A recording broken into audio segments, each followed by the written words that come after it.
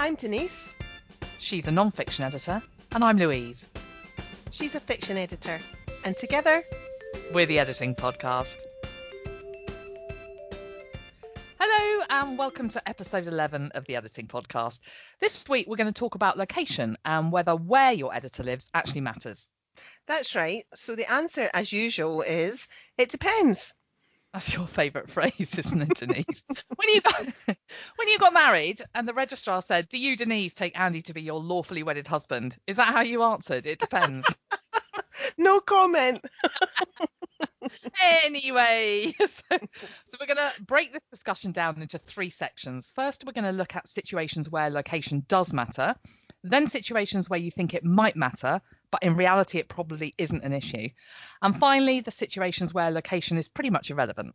Yeah. So let's talk first about why location will be important. Now, it could be that your book is themed around a particular town, region, or country's culture, or economy or history, for example, and you're looking for a deeper level of editing and an editor who has that location-based knowledge. So, for example, you've written a local history book and you want to work with someone who'll help you spot irregularities that concern that region's history. Or if your novel has characters with a strong regional dialect, you might want an editor who speaks or understands that dialect. For example, not all Scots talk the same way. There are regional accents and dialects, and they vary hugely, even within a relatively small geographical area. And don't assume that just because someone lives in a certain place that they're from that place. So your husband, he's not from Scotland, is he? No, he's definitely not. Yeah. So not long ago, I was contacted by an Australian author who'd got in touch with me because he saw I lived in Norfolk, the UK one. And I had to tell him that I grew up in Buckinghamshire, was educated in Portsmouth, then I lived in London, and had only actually moved to Norfolk 15 years ago. So an editor's location might not be quite what it seems. Absolutely, yeah. I was born in, and I now live in Scotland, but I also lived and worked in England for years. That's where I met Andy. And I think the point is that editors, just like everyone else, we pick up knowledge from all sorts of life experiences, and searching by location only can be limiting from that point of view. Although, if it's local knowledge you're looking for, it might be worth hunting that out. Though that kind of specialist knowledge might be less about where an editor lives and more about what their interests and experiences are. So I think it's going to need a conversation beyond where they're actually located. Yeah, I agree. So the next reason might be because you're committed to working with a local editor for ethical or political reasons. So, for example, you might want to support your local, regional or national economy, which is a really good reason to narrow down your search by location, actually, as long as you can find the right fit editor for your book and your way of working. So I had that not long ago. A thriller writer who lives in the next village to me absolutely wanted to work with someone from the region not because his book was set locally, it wasn't, but just because he's always hired by local people himself and he wanted to reciprocate. Yeah, I think that's a really positive approach. Yeah, if you can make it work for you. And another reason to go local is that you might need to meet up with your editor. Now, obviously nowadays we've got Skype and Zoom, which means we can have a face-to-face conversation with anyone from anywhere.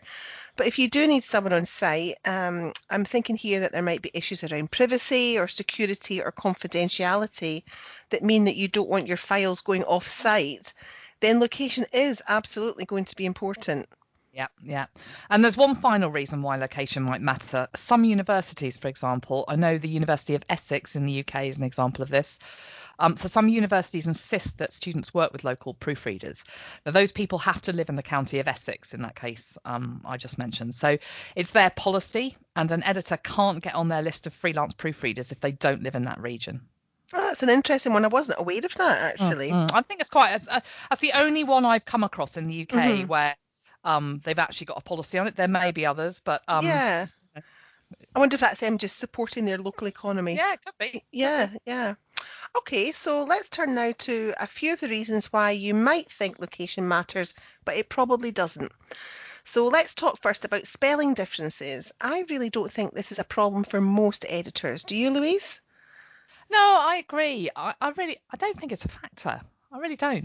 Yeah, I mean, most editors read books that are written by authors from all over the place. Yeah. And if we're asked to edit for Canadian spelling or US spelling, even though we're based in the UK, we just use the relevant style guides and dictionaries. Yeah, definitely. And I think it's worth emphasizing that a pro editor should understand that there is no single way of spelling anything. There are nationally accepted standards and recognized variations.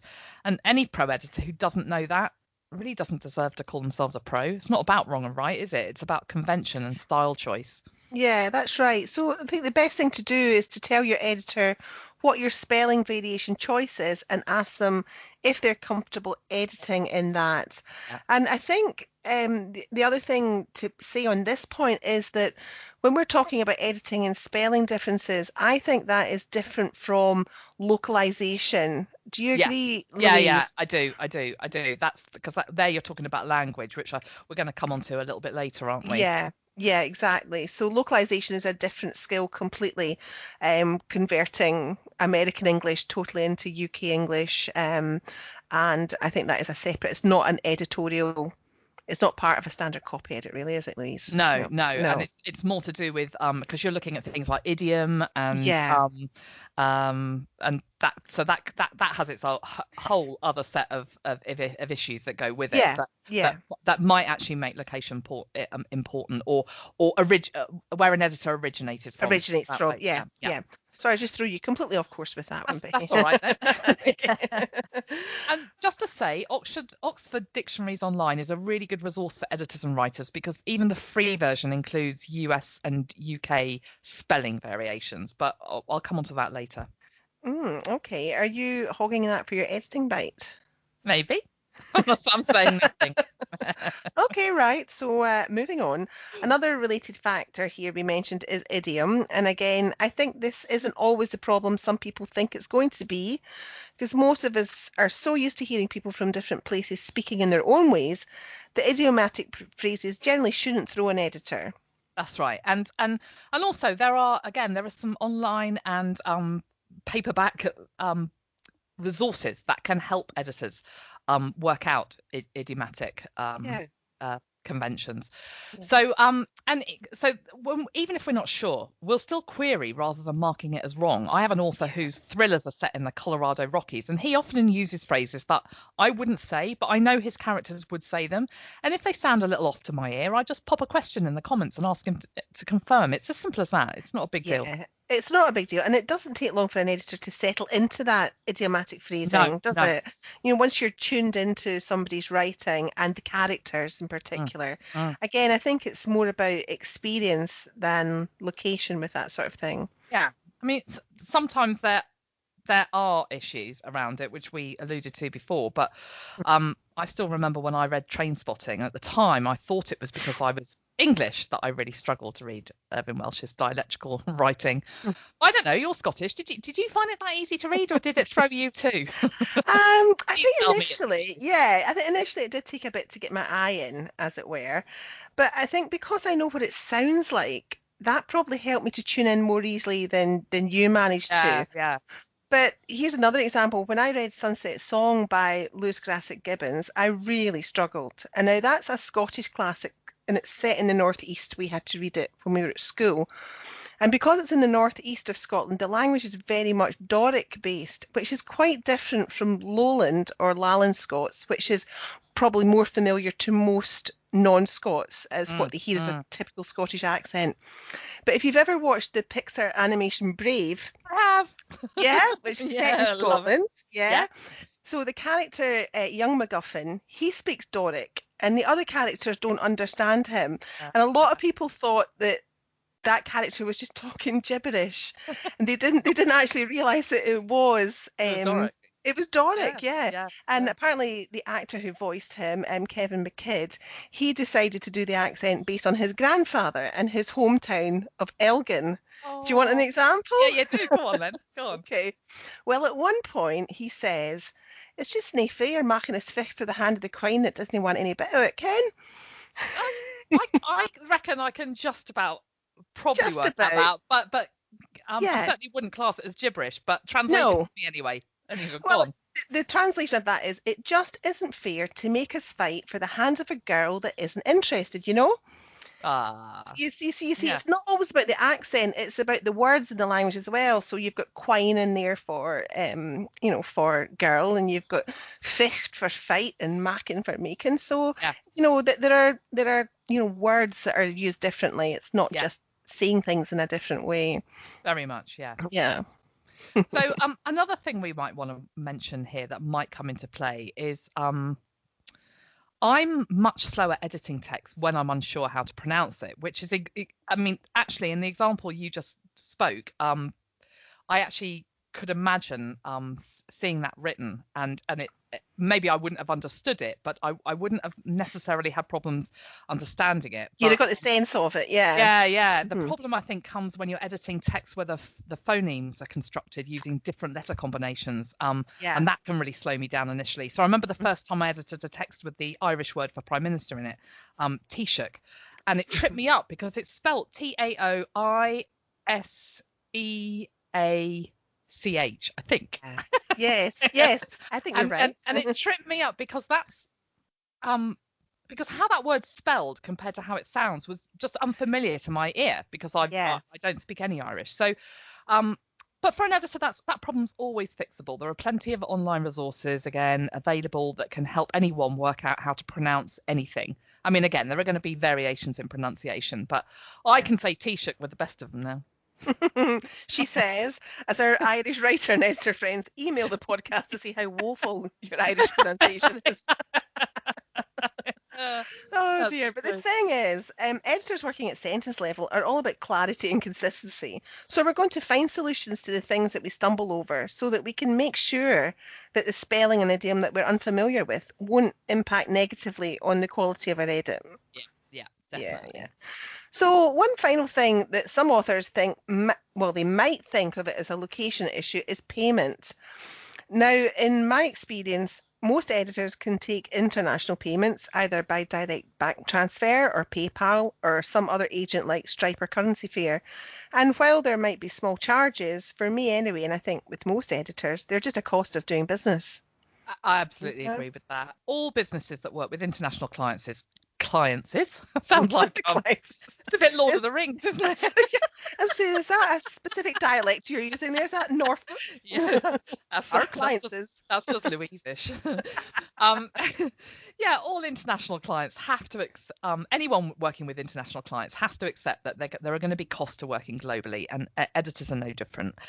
So let's turn now to when location really isn't a factor. So the first thing to consider is fresh ears. I think it can be advantage to have an editor who's not coming at a text with a particular location or dialectical bias. Because let's face it, many writers are writing for a global audience. So searching for editors based on experience or subject matter or genre specialism is going to give you a much better fit than basing your choice just on where they live. Yeah, that's right. And it applies as much to fiction as Mm, non-fiction.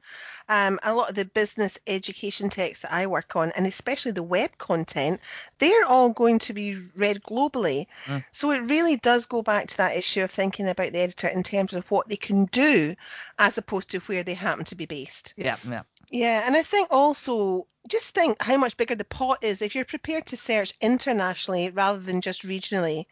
And we do accept that, location searches can be a good way of narrowing down things if you're swamped by possibilities when you're searching for an editor. However, if you haven't already, have a listen to episode 10 on finding an editor for some other ways of refining your search so that you get the right person. Yeah, now one other thing we should mention is that location is even less likely to be an issue if you're hiring a proofreader, I think. Proofreading is the final pre-publication check that looks for any remaining slip-ups after all the other rounds of editing have taken place. So all the stylistic decisions should have already been made. And if you hired a professional copy editor, most of these, including spelling and idiom, will have been recorded on a style sheet, and your proofreader can refer to that. It's not really a proofreader's job to go on a location-centered fact-checking exercise. That stuff does need to be done earlier, either by you, the writer, or someone else during earlier rounds of editing. Yeah, yeah. And finally, think about how working with people who are based in locations in different time zones might play to your advantage. Mm. So, if you're on a tight deadline and your editor's having breakfast when you're still tucked up in bed, you can get more done. Yes, there really are sometimes more than 24 hours in a day. Although Yeah. I guess that could work the other way too. You could end up losing hours if your editor's tucked up in bed while you're having breakfast. So, yeah, so there sometimes really are more than 24 hours in a day. Although I guess that could work the other way too. You could end up losing hours if your editor's tucked up in bed while you're having breakfast.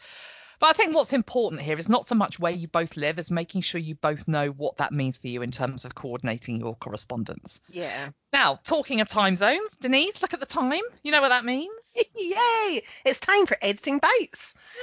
Yay! This is where we each recommend a favourite resource for writers. So you go first. What's your recommendation, Louise?